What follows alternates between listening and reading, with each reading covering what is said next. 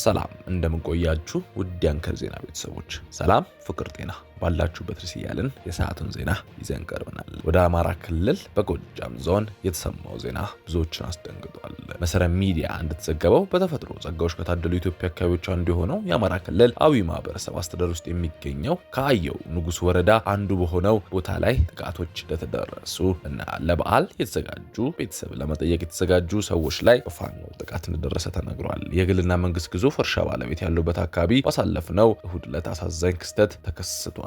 ከቦታው መረጃዎች እንደነገሩን ወጣቶቹ ቅዳሜ ምሽት ጎጃም ውስጥ በመንግስት ኃይሎች ወይም በፋኖ ኃይሎች ባልታወቁ ኃይሎች ጥቃት እንደደረሰባቸው ተናግረዋል። የአካባቢ ነዋሪዎችም ጠቁመዋል። የሚድሮክ አካል በሆነው በአየው እርሻ ላይ ልማት መስሪያ ቤት ላይ ሲሰሩ እንደነበረም ታውቋል። በዚህ ጉዳይ ሰፋ ያለ ዝርዝር ከቦታው ለእናንተ ይዘናል። መንግስት ምዕራብ ትግራይን የወረሩ ታጣቂዎችን በማስወጣት ኃላፊነቱን ያወጣ ሲል ህወሓት አስጠነቀቀ።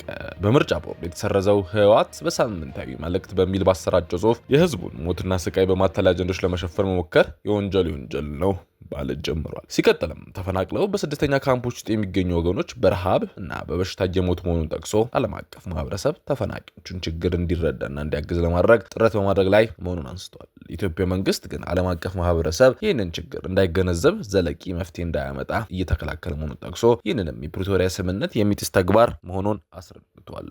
ጽሑፉ ሲቀጥልም የትግራይ ህዝብ ህወሓት የተኩስ አቁም ስምምነት ወደ ዘላቂ ሰላም እንዲሸጋገርና ሌላ የዘር ማጥፋት ወንጀል እንዳይመጣ በተደጋጋሚ ሲገለጽ ቆይቷል ካለ በኋላ የኢትዮጵያ መንግስት ግን ስምምነቱን ተግባራዊ ከማድረግ ይልቅ የሴራና የማታለያ አጀንዳዎች እያካሄደ እንደሚገኝም አስታውቋል። በማጠቃለያውም የኢትዮጵያ መንግስት የፕሪቶሪያ ስምምነትን ከመጣስ ተቆጥቦ ምዕራብ ትግራይን የወረሩት የታጠቁ ቡድኖች በማስወጣት ይኖርበታል። በረሃብና በበሽታ የሚሞቱ ወገኖች በደህንነታቸው በመራገጥ ወደ ቤታቸው እንዲመለሱ በማድረግ ኃላፊነቱን መወጣት አለበት ሲል አሳስቧል። ዘሐበሻ ባጋራው ምንጭ ላይ የሰፊ ትንታኔ ላይ ብዙ ሀሳቦች ተነስቷል። ይህ በእንዲህ እንዳለ የስምረት ዲሞክራሲያዊ ፓርቲ ስምረት ምክር ቤት አባል የሆኑት አቶ ጣዕመ አረዶም ለአዲስ ዘመን በሰጡት ቃለ ምልልስ ተፈናቃዮቹ እንዳይመለሱ እንቅፋት የሆነው ህወሓት ነው በሚል ገልጿል።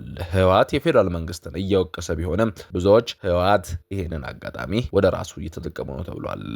አቶ ጣዕመ አረዶምም እንዳሉት ተፈናቃዮች እንዳይመለስ እንቅፋት የሆነው ህወሓት ብለዋል። አቶ ጣዕመ ሲናገሩ የትግራይ ክልል ውስጥ በቀድሞው ህወሓት ስም የሚንቀሳቀሰው ህገወጥ ቡድን ተፈናቃዮች እንዳይመለሱ ብዙ ስራዎች እየሰራ ነው። ተፈናቃዮች በመያዝነት አግቶ ለፖለቲካ ፍጆታ እየተጠቀመባቸው ነው። በተፈናቃዮች ስም መነገድ ለፖለቲካ ትርፍ መጠቀም ጭካኔ ነው ሲል ተናግሯል። ህወሓት ብዙ ትችቶች እየበረታበት ነው። ሆኖም ግን አሁንም በርትቶ መንግስትን እየተቃወመ ይገኛል። ጠቅላይ ሚኒስትር ዶክተር አብይ አህመድ ኢትዮጵያ የመጀመሪያ የአርቲፊሻል ኢንተለጀንስ AI ዩኒቨርሲቲ ለማቋቋም ዝግጅት እያደረገች መሆኑን ለዚህም የሚደረገው ቅድመ ዝግጅት ስራ በሚቀጥሉት 6 ወራት ውስጥ እንደሚጠናቀቅ አስታውቋል። ጠቅላይ ሚኒስትሩ ይህን የገለጹት የአዲስ አበባ ዩኒቨርሲቲ 75ኛ ክብረ በዓል አስመልክቶ የመምህራን ሚና ለሀገራዊ ብልጽግና በሚል መሪ ቃል በተዘጋጀ ከፍተኛ የውይይት መድረክ ላይ ንግግር ባደረጉበት ወቅት ነው። ጠቅላይ ሚኒስትሩ አብይ በንግግራቸው ወቅት እንደገለጹት በአሁኑ ወቅት ለዓለም ላይ የሚገኘው ብቸኛ አርቲፊሻል ኢንተለጀንስ ዩኒቨርሲቲ አንድ ብቻ ሲሆን ኢትዮጵያ የምትገነባው ተቋም በአይነቱ የዓለማችን ሁለተኛ ይሆናል ብለዋል። የኢትዮጵያ ዘላቂ ብልጽግና ለመራገጥ በቴክኖሎጂ ዘርፍ ዓለም አቀፍ ተወዳዳሪ መሆንም እንዳለባትም አሳስበዋል። ዩኒቨርሲቲ ብዛት ሳይሆን በጥራት ላይ እንደሚያተኩር የተገለጸ ሲሆን በአጠቃላይ 1000 ተማሪዎችን ብቻ ተቀብሎ በማስተማር ዓለም አቀፍ ተወዳዳሪ የሆኑ ምሁራንን ለማፍራት ያለመ ነው ብለዋል። ለአፍሪካን ተቋሙ አህጉራዊ እይታን በመያዝ እያንዳንዱ ሀገር 2 ተማሪዎች በድምሩ 100 መቀመጫዎች በመመደብ የላቀ የአይ ስልጠና እንደሚሰጥም ተገልጿል። ኢትዮጵያ ከሀገር ውስጥ ከሚገቡ ተማሪዎች በተመለከተ ከፍተኛ ፉክክር የሚደረግ ሲሆን አመልካቾች መካከል ምርጥ የተባሉት 200ዎች ብቻ እድሉን ያገኛሉ። ምንም እንኳን ፕሮጀክቱ ይፋ ቢደረግም የዩኒቨርሲቲ ቦታ የት እንደሚገነባ፣ የበጀቱ ምንጭ ከየት እንደሆነና ሙሉ ለሙሉ በመንግስት ወይስ በግሉ ዘርፍ እንደሚተዳደር ጠቅላይ ሚኒስትሩ ዝርዝር መረጃ አልሰጡም። የአዲስ ዩኒቨርሲቲ መንግስት እንደ አውሮፓውያን አቆጣጠር በ2020 ካቋቋመው በጤና በግብርና ዘርፎች የሚሰራ ኢንተለጀንስ AI በመቀጠል ሀገሪቱ በዘርፉ የአፍሪካ ማዕከል ለማድረግ ያለመ እንደሆነ ተጠቁሟል። የተወደዳችሁ የአንከር ዜና ቤተሰቦች መረጃውን እየሰማችሁ አብራችሁን ስላላችሁ እናመሰግናለን። መረጃውን እየሰማችሁ ባላችሁበት ሁኔታ ላይክ፣ ሼር ማድረጋችሁ እንዳረሱ። ለቻናላችንም እንግዳ ከሆናችሁ ሰብስክራይብ አድርጋችሁ ከአንከር ዜና እንድትወዳጁ ገብዘናል። አሁን በዝርዝር ወደ ያዝናቸው መረጃዎች እናልፋለን። ከመኪና እገታ ጋር አሁንም ቢሆን የተለያዩ ዜናዎችን መስማታችን ቀጥለናል። ዛሬ በኤፍኤም ባስ አሊዶሮ ታክቶ መኪና በጥይት ተመቷል፣ ብዙ መኪናም ቆሞ ነበር ሲል አንድ መንገደኛ ለቲክቫ ኢትዮጵያ ካሰራጨው ምንጭ ለናንተ ልናወሳችሁ ወደድን። የደረሰ መረጃ ሹፌሮቹ አውቶቡስ የተሳፈሩ ሰዎች ታግቷል የሚልም ሰው ማህበሩ ገልጿል። በትላንት ዕለት በኦሮሚያ ክልል ገብረ ጉርቻ ፊቼ በሚባል አካባቢ አሊዶሮ ተብሎ የሚጠራው ልዩ ቦታ በሀገር አቋራጭ ተሽከርካሪ ሲጓዙ የነበሩ በርካታ ተሳፋሪዎች ሾፌሮች በታጣቂ አካል መታገታቸው የኢትዮጵያ ከባድ መኪና አሽከርካሪዎች ማህበር ለዓይን እማኞች ገልጿል። ተሳፋሪዎቹ መነሻቸውን አዲስ አበባ በማድረግ ወደ ደብረ ማርቆስ ሲጓዙ እንደነበር በመግለጽ አንዳንዶቹ የታጋቾች ቁጥር 40 ያደረሱት ሲሆን የተመቱም ሳይኖሩ እንዳልቀረ ደግሞ በቦታው የወጡ መረጃዎች ይናገራሉ። ለቃላቸውን የሰጡ አንድ ዓይን እማኝ መንገደኛ ኤፍኤም ባሊዶሮ መንገድ በጥይት ተመቷል፣ ብዙ መኪና ቆሞ ነበር ሲል ከቦታው የተመለከቱትን ገልጸዋል። እንዲሁም ኤፍኤም ባስ የሚለው ስያሜ ያለው የህዝብ መጓጓዣ ተሽከርካሪ የጎን መስታወቱ ተገንጥሎ በጋቢናው በኩል በጥይት ተበሳስቶ የሚያሳይ ቪዲዮ ቲክቫህ ኢትዮጵያ ደርሶታል። ስለ እገታው ዝርዝር ማብራሪያ የጠየቀው የኢትዮጵያ ከባድ መኪኖች አሽከርካሪዎች ማህበር የደረሰ መረጃ ሾፌሮች በአውቶቡስ ተሳፋሪዎች ታግቷል የሚል ነው ብለዋል።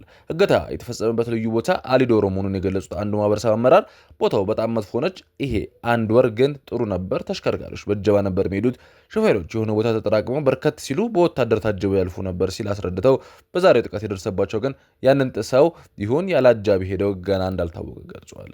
ማህበሩ ከፍቼ ጎሃጽዮን መስመር የህዝብ አውቶቡስ ተሳፋሪዎች በዘራፊዎች መታገታቸው መረጃ ደርሶናል ሲል አስታውቆ አሁን የምንሰማው ነገር ግን የሚያሳዝን ነው ሲል መረጃው አጋርቷል።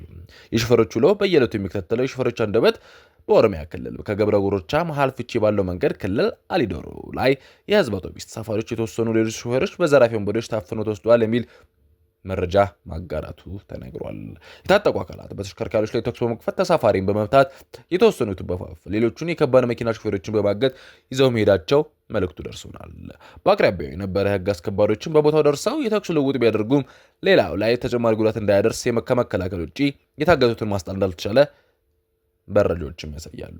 በዚህ መንገድ ከፍ ያለ ጉዞ በእጀባ ቢሆንም አልፎ አልፎ መሃል እየገቡ የሚያፍኑበት ሂደት ትልቅ ስጋትና ጉዳት እያላበሰ ይገኛል ሲል የሁነቱን አስከፊነት ተናግረዋል።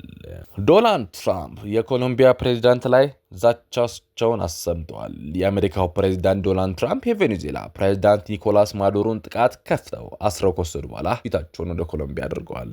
ትራምፕ ቬኔዙዌላ የታመመች ጎረቤት እንኳን አይደለችም፣ ለጎረቤትነት የቀረበች በጣም ታማሚ ናት ሲልም ገልጸዋታል። ኮሎምቢያም እንዲሁ የታመመች ናት፣ ኮኬን መስራት ወደ አሜሪካ መሸጥ የሚወድ በሽተኛ ሰው የምትመራ ናት ሲሉ ገልጸውታል። ልንገራችሁ ይህን እያደረገ ለረጅም ጊዜ አይቆየም ሲሉ የኮሎምቢያን ፕሬዚዳንት ጉስታቮ ፔትሮ ላይ ዛቻ አሰምተዋል። ለረጅም ጊዜ ይህንን አያደርግም ያሉ ፕሬዚዳንት ትራምፕ ጉስታቮ ፔትሮን ከኮኬን የሚያመርቱባቸው ቦታዎችና ኮኬን ፋብሪኮች አሏቸው ሲልም ከሰዋል። ፔትሮ ይህን እያደረገ ረጅም ጊዜ ሊቆዩ እንደማይችሉም ዝተዋል። ታዲያ አሜሪካ ኮሎምቢያ ውስጥ ኦፕሬሽን ታካሂዳለች በሚል ጥያቄ ለቀረበላቸው ትራምፕ ለኔ በጣም ጥሩ ይመስለኛል፣ ለምን መሰላችሁ? በርካታ ሰዎችን ገሏል ሲል ተናግሯል። ፕሬዝዳንት ጉስታቮ ፔትሮ በበኩላቸው ስም ማጥፋት አቁሙ ሲሉ ለትራምፕ ንግግር ያጸፋ ምላሽም ሰጥተዋል። የላቲን አሜሪካ ሀገራት ከአገልጋይነትና ከባርነት መውጣት መተባበር አለባቸው ብሏል። አሜሪካ በሰው ልጅ ታሪክ ደቡብ አሜሪካን በቦምብ የደበደበች ሀገር ናት ሲልም ወንጅለዋል። ኒኮላስ ማዱሮ በአሜሪካ ወታደሮች ከተያዙ በኋላ ፕሬዚዳንት ፔድሮ ጦራቸውን ወደ ድንበር አስጠግቷልም ተብሏል። ትራምፕ ኩባንም በተመለከተ ቃላቸውንም ሰጥተዋል። ኩባ ለመውደቅ ተዘጋጅታለች ያሉት ትራምፕ ኩባ ለመውደቅ ዝግጁ ትመስላለች፣ ያንን ይቋቋሙት እንደሆነ አላቅም ሲሉ ገልጸዋል። ኩባ አሁን ምንም ገቢ የሚባል የላትም፣ ሁሉንም ገቢዎች የሚያነሷት ከቬኔዙዌላ ነዳጅ ጋር ነው፣ ከዚህ በኋላ ያንን አያገኙም ሲሉ ተናግረዋል። ስለዚህ ኩባ ለመውደቅ ተዘጋጅታለች፣ በዚህ ጉዳይ በጣም ደስተኛ የሚሆኑ ብዙ ኩባዊ አሜሪካውያን አሏችሁ ብላለች። በሌላ በኩል የኩባ መንግስት እንደገለጸው የአሜሪካ ኃይሎች ማዱሮን እና ባለቤታቸውን ለመያዝ በከፈቱት ጥቃት 32 ጀግና ኩባንያንም ተዋጊዎችን ጥቃት ደርሶባቸዋል። የረጅም ጊዜ የማዱሮ ሶሻሊስት አጋር የሆነችው ኩባ የሁለት ቀን ብሔራዊ ሐዘንም አውጃለች። የተወደዳችሁ ተመልካቾቻችን ለሰዓቱ የያዝናቸው ዜናዎች ይመስላሉ። የዩቲዩብ ገጻችንን ሰብስክራይብ፣ ሼር፣ ላይክ በማድረግ አጋርነታችሁን አሳዩን። ሰናይ ጊዜ